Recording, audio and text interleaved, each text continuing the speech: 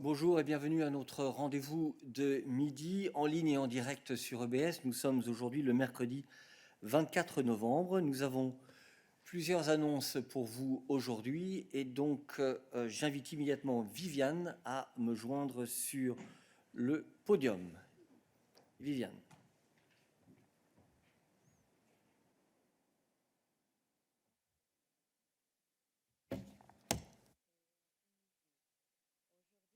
La Commission européenne a publié l'allocation des ressources REACT-EU pour l'année 2022, qui s'élève à environ 11 milliards d'euros.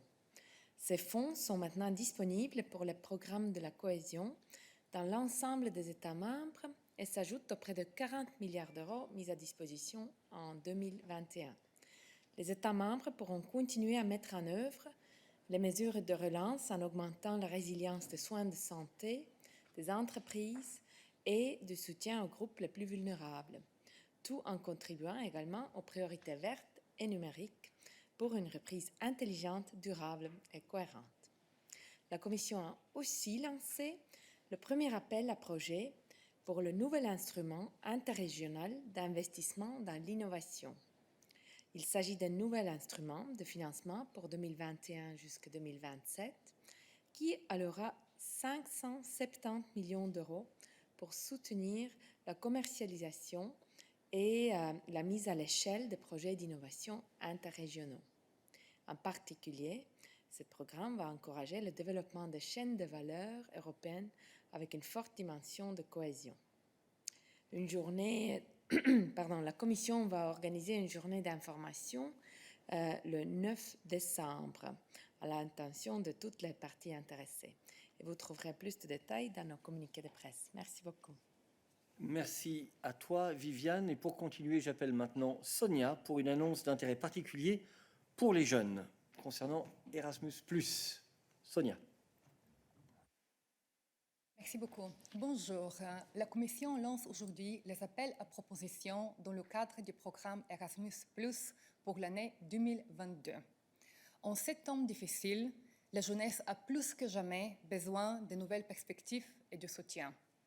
Avec un budget amené à près de 3,9 milliards d'euros pour l'année prochaine, Erasmus+ continue d'offrir des possibilités de période d'études à l'étranger, de stages, d'apprentissage et d'échanges personnels. De plus, des projets de coopération transfrontalière dans différents domaines de l'éducation et de la formation, de la jeunesse et du sport font aussi partie du programme. Outre l'appel général, le programme de travail annuel comprend également d'autres actions à lancer séparément, telles que les initiatives de l'Université européenne. Depuis le début de la pandémie du Covid-19, Erasmus+ a contribué à la résilience des systèmes d'éducation et de formation. Pour plus d'informations, veuillez consulter notre communiqué de presse. Merci beaucoup. Merci beaucoup, Sonia. Finally, before starting with your questions, let me remind you that we will finish this midday briefing at the latest at 1 p.m. in order to give place to Executive Vice President Valdis Dombrovskis, Commissioner Paolo Gentiloni, and Commissioner Nicola Schmidt.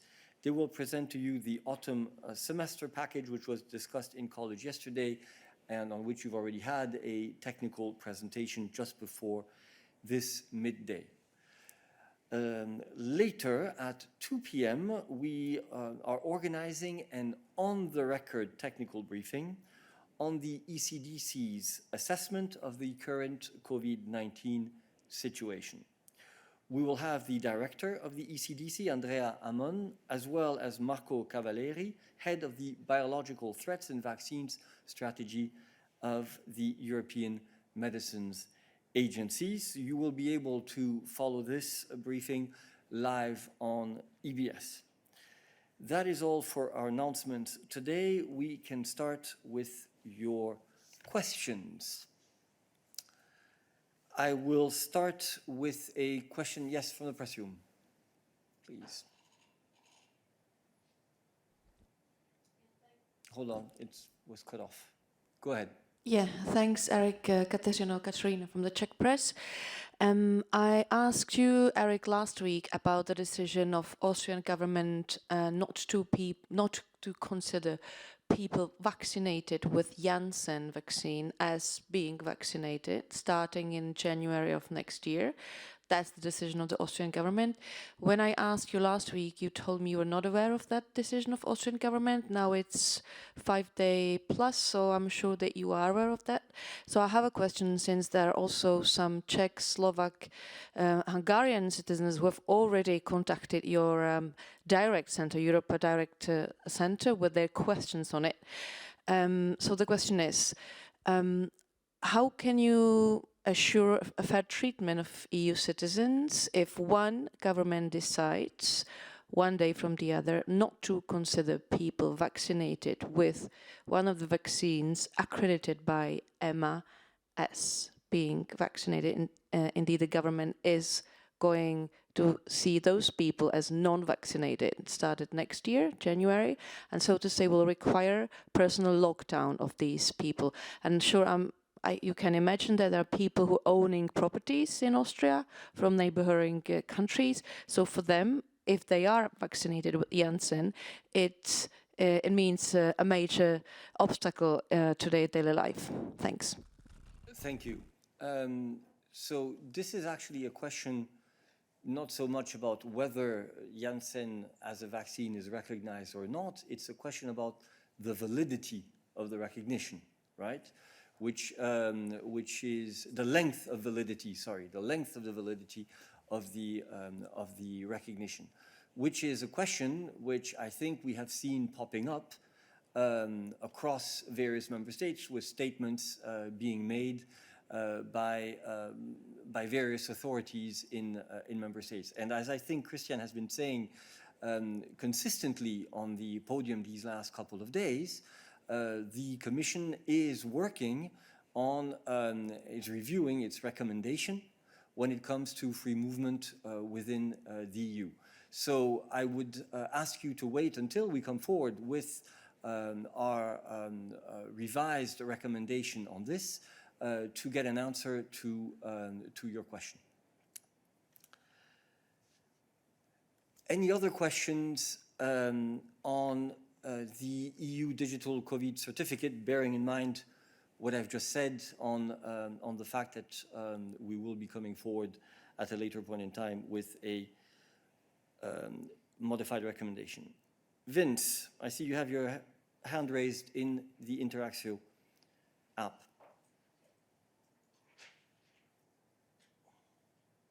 Is it on this? Vince, you have to change your mic source. There you go. It's working now. Go ahead. Hi, you can hear me? Yes. Yes. Thanks. No, it's not about this. So if you'd like to stay on COVID, I can come back. Okay.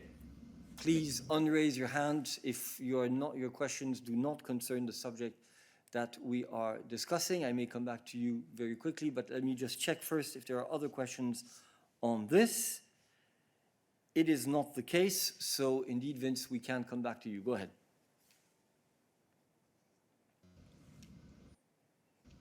Go ahead. You got me? Yeah, go ahead. Yeah. Sorry. So thank you. So I, again, asking about something I asked about yesterday, which I was dealing with Tim on, around the EBRD and a loan to Egypt, which is now not going ahead. This was a $250 million loan for an oil refinery. And I've been asking the Commission for a week whether you support this loan or not. I've been hearing that that you didn't, and you're kind of lobbying against it. Now the loan's not going ahead, but I'd still like to know whether the Commission is happy, sad, or indifferent about that news. Thanks. Tim.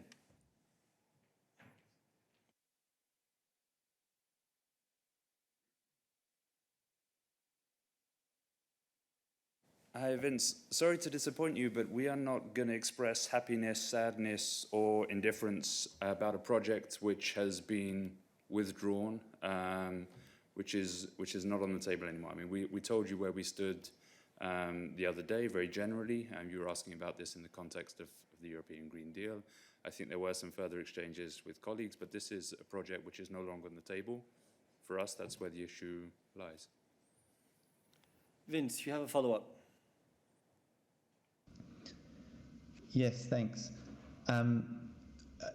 It's not the case that you told me where you stood. You told me for a week you were going to tell me where you stand, and then the project collapsed, and now you're saying, well, we can't tell you because it's not happening. So at no point in that process did you have to say what you think, and that's what I'm asking. Vince, again, I mean, there's however many of these projects that come through various processes that get to different points in the decision-making stage. The Commission does not publicly express where it stands step by step in each decisions. Doesn't necessarily depend on the process. This one is not in my direct responsibility, but confirm publicly votes and necessarily even have a voting role in these kind of decisions. So there's really, I'm sorry to disappoint you, but nothing I can tell you about anything more about this project. Thank you. Are there other questions on energy topics for Tim? That is not the case. So I go back to Marina. Thank you, Tim.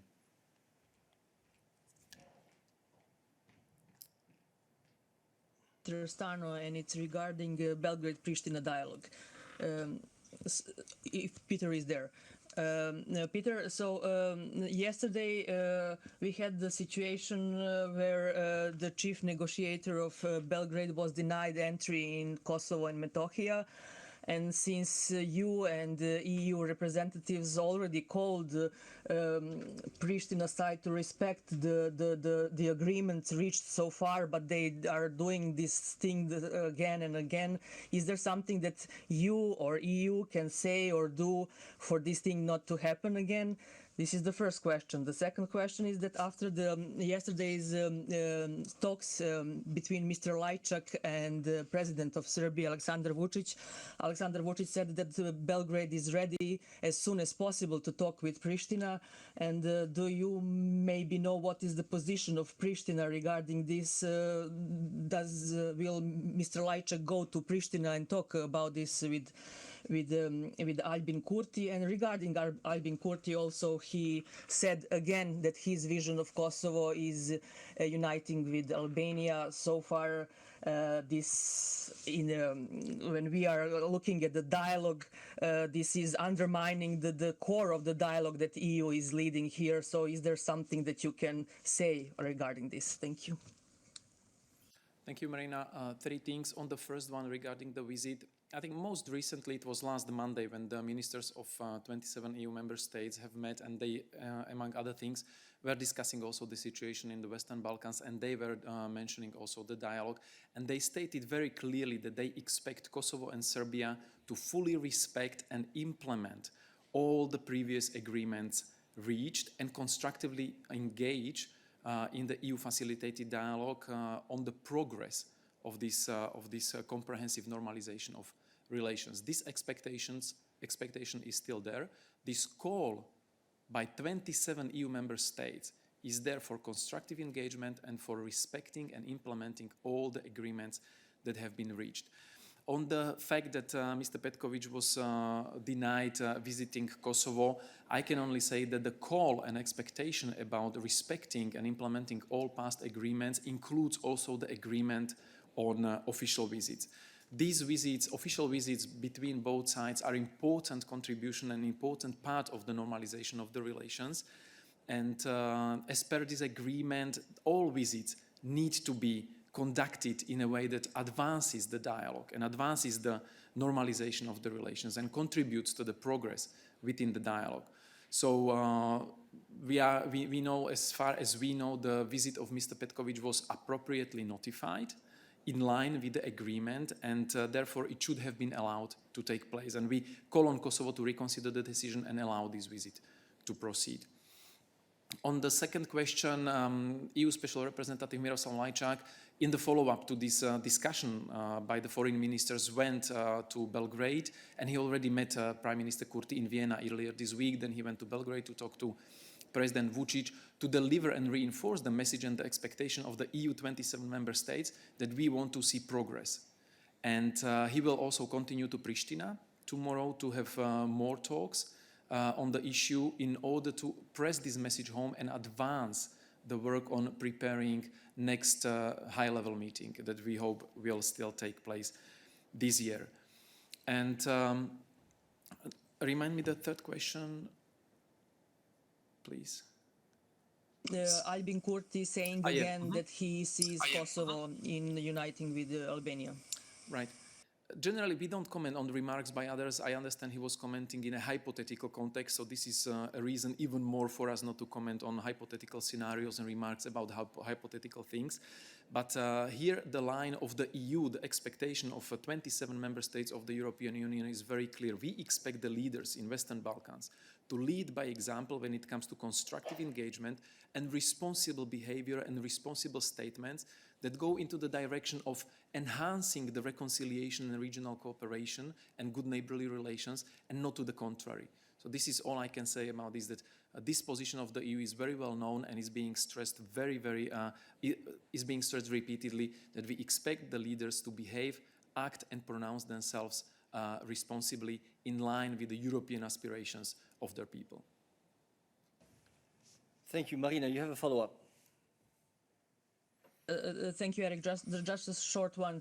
Did you send this message directly to Mr. Kurti when you say we said to all of the leaders, but did he receive this message directly from EU? I think all the positions and all the messages of the European Union are very clear to our partners. And if they are not, we continue delivering them to the partners repeatedly at the different levels, at different occasions. Now the EU Special Representative, in the aftermath of the dedicated discussion by the EU foreign ministers about Western Balkans and also about the dialogue, went to meet Prime Minister Kurti and went to meet President Vučić. So, of course, in the aftermath of the FAC, he was delivering the latest and most recent clear messages and expectations by the European Union from both leaders and from both sides. Okay, thank you very much. I will close this chapter because we're slightly short on time today in case there are many other topics that would come up. But are there other foreign affairs questions for Peter today? Please only keep your hand raised if your question is on foreign affairs. Khalid. Khalid, you have a question. Go ahead. Would like to have a response of European Union regarding the distinguished human rights defenders' arrest, and he was taken to faraway jail in Jammu and Kashmir. Mr. Khurram Parvez, he has been awarded many European human rights awards, and he's contributed to United Nations report, and United Nations already demanded his immediate unabated release. What is the response of European Union regarding this arrest? Thank you. This is a question for Nabila. Thanks a lot, Khalid, for your questions. We have received reports on the arrest of the human rights activist Khurram Parvez and seen the worrying comments by Mary Lore, the UN Special Rapporteur on Human Rights Defenders. We follow developments in Jammu and Kashmir closely. It is essential that individual rights are fully respected. The EU's consistent position worldwide is that all allegations of human rights violations be investigated in line with international human rights commitments wherever they are committed. Freedom of expression online and offline is a key value for all democracies. And as you know, we hold regular consultations on these issues with our Indian counterparts, including through the EU-India human rights dialogue, which was resumed in April. Thank you. Are there other questions on foreign affairs for us today? That is not the case. Thank you, Nabila. Are there other issues for us today? Yes, go ahead. This is on migration, a follow-up on Commissioner Schinas' announcements yesterday. It's two specific things on this, on the measures on Belarus. First of all, when the Commission mentions the examination of provisional measures based on Article 78.3, what exactly that entails, what that includes when it comes to that? And secondly, could we have a little bit more on this proposal to typify instrumentalization of migrants under Schengen? Adalbert. But let me point out, obviously, on the proposal on 78.3 that, we will provide you with all the details when the proposal comes out. The Commission is currently working on it. Adalbert. That's indeed exactly correct. I would perhaps simply at this point be able to refer you to what the President said yesterday in the Parliament plenary and what was then further expressed in the press conference by Vice President Schinas and in response to the questions. It is about helping member states respond effectively to the hybrid threat that they are facing. It will be in the spirit of the crisis proposal that is included in the new pact on migration and asylum, and it will complement the support to the humanitarian organizations working on the ground, the outreach to the countries of origin and transit to stop people from coming to Belarus, and of course the proposal made yesterday to sanction transport organizations involved in the smuggling or trafficking of people. When it comes to the issue of instrumentalization of migrants, I will have to give you a very similar answer. It's something that we are working on very intensively right now with the view to presenting the proposals on the Schengen Borders Code, which will of course also address all the other aspects of the Schengen reform. And it is in the liste des points prévus currently for the 8th of December. However, as Eric constantly emphasizes, right, and very much rightly so, it's only an indicative document. Thank you very much, Adalbert. Other questions on home affairs for Adalbert today? I see no further question for you, Adalbert. So I go back to Peter, who has raised his hand on the Interaxio platform. Peter, you have the floor.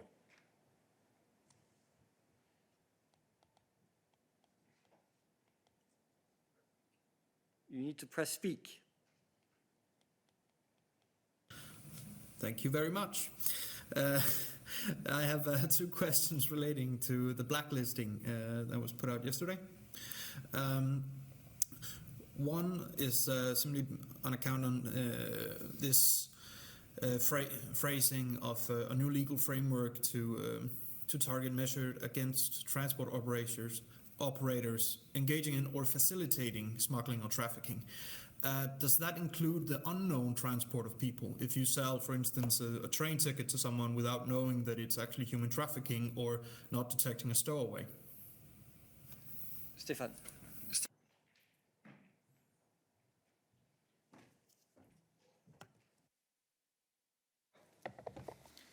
Peter, good afternoon. Thank you very much for asking this question. Well, yesterday we have set indeed the legal framework, and the objective of this legal framework is to identify a couple of measures which are not acceptable, which are irregular activities, which help committing trafficking and smuggling of people, and which therefore have to be followed by sanctions, and the list of sanctions is identified here. The regulation clearly identifies the number of situations which are considered to be irregular situations, such as indeed, as you said, youth transport means in the commission of smuggling of migrants or trafficking in persons. I'm not in a position to, this will obviously require a very solid assessment of the situation. Whenever measures are taken, we'll have to analyze very thoroughly the context, the facts that are surrounding the case, and on that basis, if it turns out that what happened has indeed led to this commission of smuggling of migrants, then measures can be taken. But I'm not in a position to discuss all possible facts or which would or would not be covered by this definition. It has to be looked at on the basis of the context and the facts, and I think the rationale, the objective is quite clear. Those transport operations that participate in such actions can indeed be sanctioned or should be blacklisted. Thank you.